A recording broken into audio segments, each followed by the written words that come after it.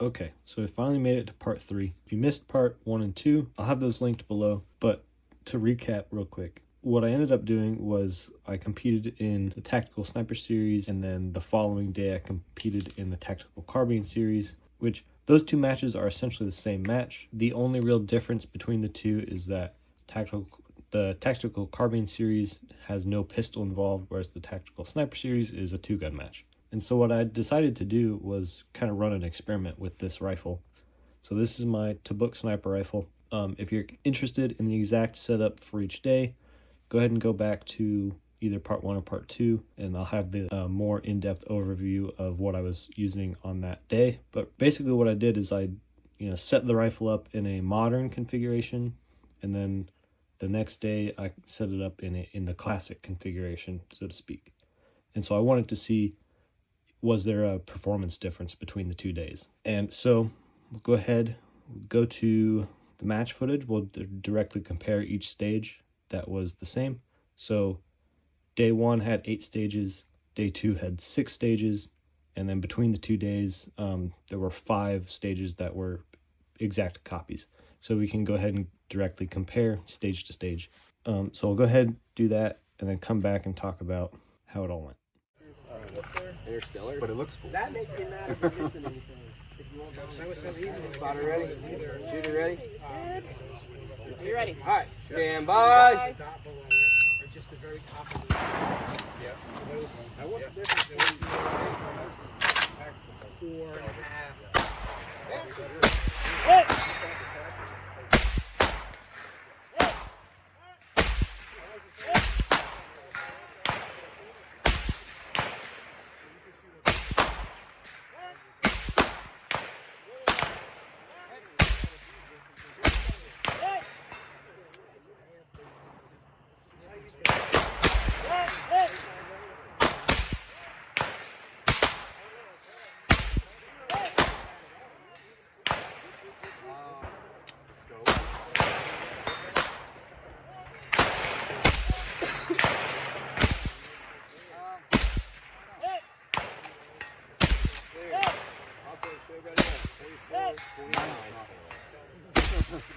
And my ammo.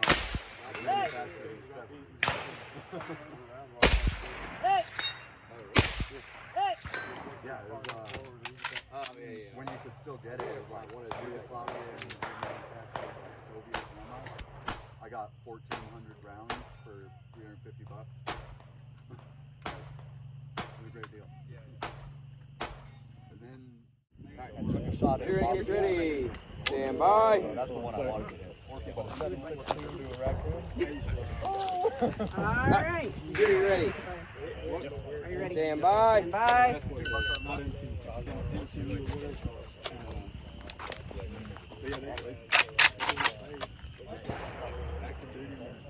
Yeah, it's 8 hours of driving, $200 tax fees, $400. I wasn't a me too. I want to bring some.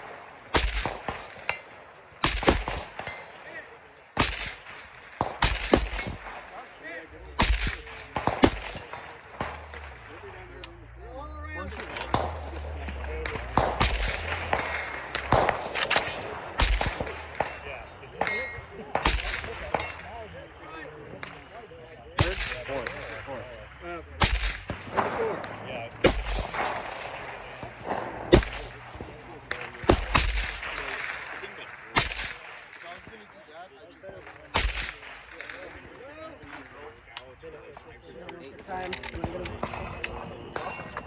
barrel. That's what I'm saying. Like, I wouldn't cut that barrel off. It's impossible. That'd just be a waste of machining. You are my hero. Bag it up.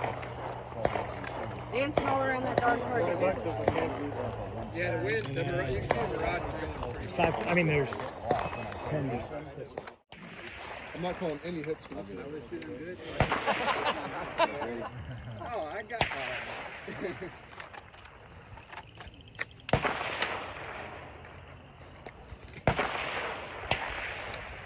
All right, shooter, are you ready? Stand by.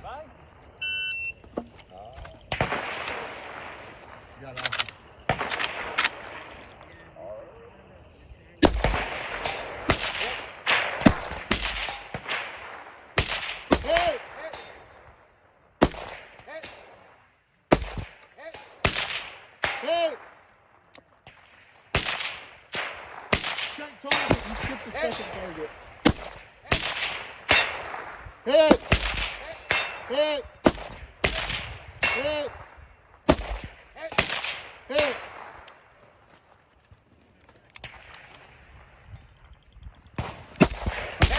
Hit! Hit! Hit! Hit!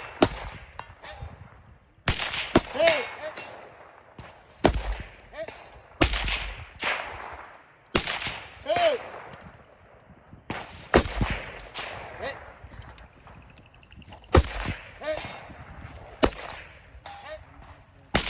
Hit! Hit! Clear. Hit! We all should have used the bag. Hit! Should have used the bag. I know, it's the bag. Honestly, after I got on the glass, I was like, oh, let's use the bag. Like, Hit! I'm floating Hit! 643. Not that much use. But it's really good for this prop. Yeah. All right. On your way.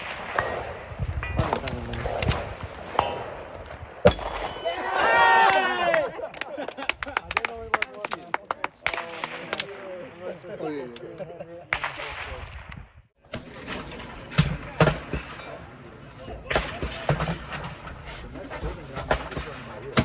Left, right, twice. Twice. Correct. Are you ready? Are you ready? Yep. Stand by.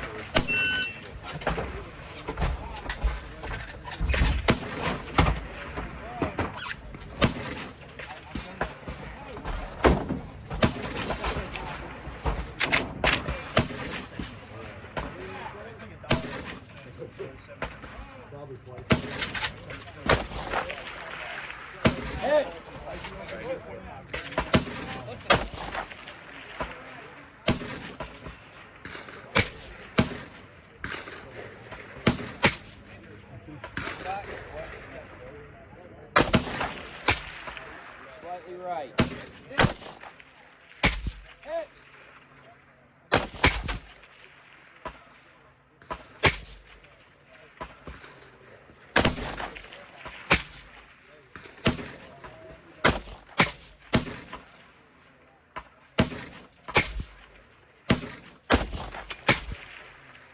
Slight right.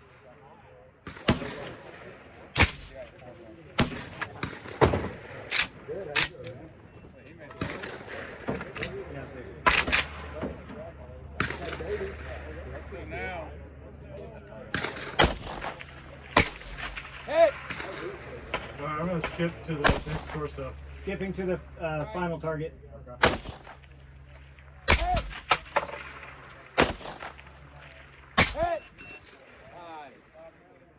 Well, that was way better than yesterday.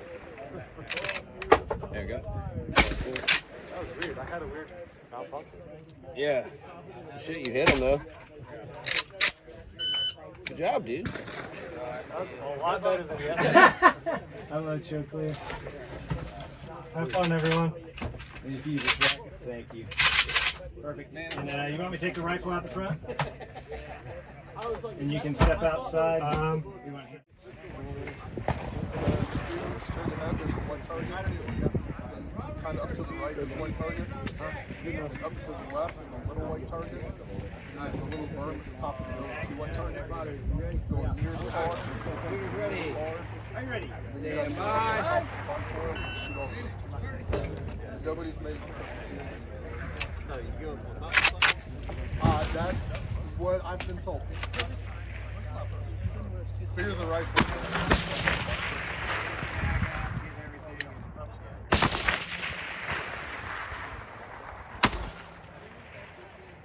They got people with binoculars. If you watch, some of them have a green flashing light on if he hits.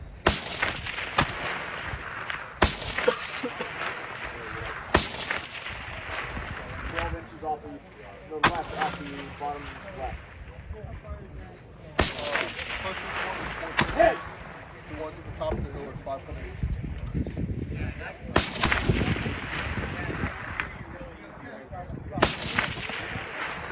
Over there, I think it was over there.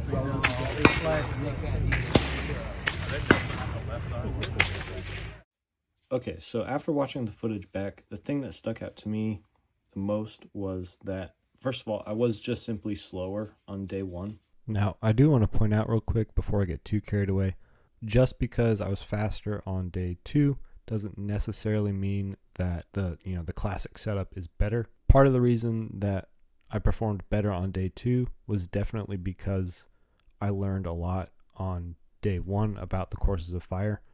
For example, on stage 2, I learned that that big bag didn't really fit in that tree, so I was able to switch to the smaller bag and build a better position. If I repeat this experiment again, which I will probably do in future matches, it'll be definitely good to switch the order, so shoot the classic rifle first and then the modern one second, and see if you see the same difference in performance. But the main issue I saw was that my hit rate on day 1 was a lot lower than day 2. Even the stages that I completed on both days, so stage 1 and stage 3, on day 1, I had to shoot a lot more rounds downrange in order to finish the stage than I did on day 2. Winnie, come on. So there was very clearly some issue going on with the rifle on day 1. Now, what exactly the issue was, I'm still trying to figure out. I haven't been able to make it to the range to really test anything yet. Suspect number 1 is the handguard, right? So this is the mounting block for the handguard. So this just sits, it's butted up against the receiver, and then that just basically clamps onto your barrel. And that's how it stays put. So this is in no way free floated, right? It's directly attached to your barrel. And so any pressure you put on it, up, down, left, right, is going to directly transfer to the barrel. So there is definitely some impact that this has, but what exactly it is and how much, I can't say quite yet. So obviously this has some effect. Now, the issue I have with pointing out that this has some effect on the, precision of the rifle is obviously the wood handguard has that as well, right? Because this directly contacts the barrel here. So depending on how I have this handguard set up, it should have more influence or less influence than the wood handguard, Right. What I really need to do is basically take this to the range and do a lot more testing in order for me to definitively say whether or not this causes more POI shift or this causes more POI shift, because both of them are going to cause shifts. I just don't know which one does more. The main issue, though, was the silencer. So basically what kept happening on day one is that the silencer kept coming loose. So this is my Omega 36M. It's a little beat up. I should have it refinished, but oh well. So I had it mounted to a ASR 3-port brake. This one is very dirty. This is actually the one I pulled it off of this rifle. But for whatever reason, no matter how tight I tighten this down, and I really tighten this down before the match, I'd shoot it, and by the end of the stage, it was loose, which I have not really experienced that with the other rifles that I have set up for the ASR system. Maybe my one thought is maybe that this particular mount is slightly out of spec. You can also see that it is dirty on that taper. So I need to try cleaning this, seeing if that helps anything. I did clean the suppressor recently with some of the breakthrough suppressor cleaner stuff, which is partially why that finish looks the way it does. I didn't know that the breakthrough stuff was hard on Cerakote. Luckily I pulled it out before it ate all of it, but it definitely did a number on this end of the suppressor, but that's right. But really, the breakthrough stuff, I really wanted to make sure that it cleaned in here, and it did. So hopefully if I clean this brake on this taper surface, hopefully I won't have any more issues with the can backing off of this brake. In the meantime, I did swap out the brake on the rifle. So I did swap it out to a single port brake that I had laying around from another rifle. So I'll have to see if I have any issues with the can loosening when it's attached to this brake. Now I think what I'm going to do for the future is I could run the same experiment again to see if the same issues repeat themselves, or to see if swapping out the brake fixes the problem. But one of the things I want to do is run it as you see it now. So I do like this stock setup. I like this stock setup a little bit more than the classic stock. The length of pull on this is pretty short, although it is really cool. So I don't know. We'll see. I like this setup. One thing I didn't mention in the day one video is that this whole kind of setup here loosened on me. So by the end of the day, this was very loosey-goosey, and that definitely didn't help anything, but that's just a matter of me not using any Loctite, so that's my fault. So I think going forward, I might just leave it the same on this end. However, on the front end, just based on this one little experiment here, it seems like the classic handguards are the way to go. The problem with that is, obviously, I don't have a way to mount a bipod. However, those of you who are paying attention to what you're looking at, you'll see this little stud that I've added. That originally was not there. I recently added that, so that way I can go ahead and mount a Harris style bipod to that sling stud. So going forward, I think I will go ahead and try it set up like this. Next time I go to the range to get this thing zeroed, I'll make sure to test the suppressor to see if that backs off more. If it keeps backing off, I guess I'm just going to ditch it. But yeah, I think that wraps up part 3. I'm looking forward to using this rifle more this year. We'll see if I can get it tuned up, see if I can make a hand load for it. If you have questions about this rifle, the matches in general, anything like that, go ahead and leave them in the comments. I'll get around to answering them if they need to be answered, and I'll see you guys on the next video.